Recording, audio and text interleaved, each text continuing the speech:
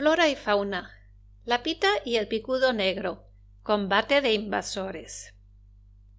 En el actual Parque Natural Cabo de Gata-Níjar se plantó la pita profusamente durante los años 50 del siglo XX con intención de producir sisal.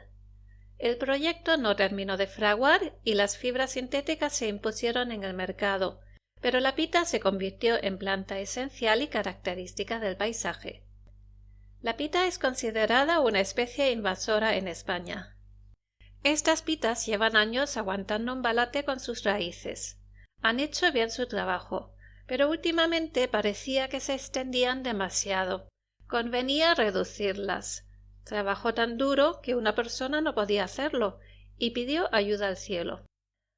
Lamentablemente la ayuda llegó, de mano de un invasor que ha tomado la costa mediterránea al asalto. En el año 2007 se describió por primera vez una población de picudo negro en España. También es un invasor, pero reciente. De hecho, no está inscrito todavía en la lista de especies invasoras, no como el picudo rojo de la palmera, que sí lo está. Y también procede de América, como su hospedador, la pita. Así que tenemos invasor contra invasor. Combate de invasores. La hembra del picudo pone sus huevos en el cogollo de la pita. Sus larvas, como todas las larvas, son voraces y se comen a la pita por dentro.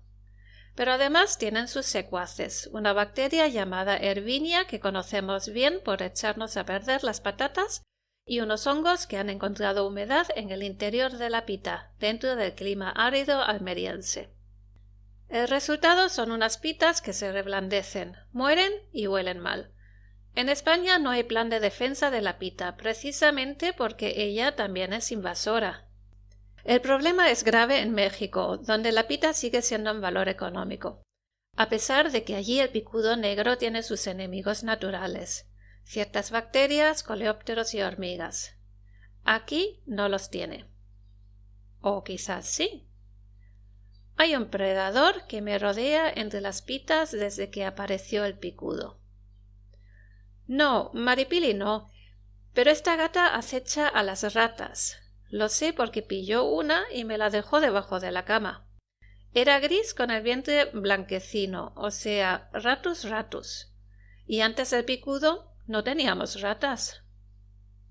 La introducción, voluntaria o no, de especies no autóctonas es un peligro para la biodiversidad local. Pero en una zona sin árboles en el término de Pechina, ¿qué pinta una ardilla?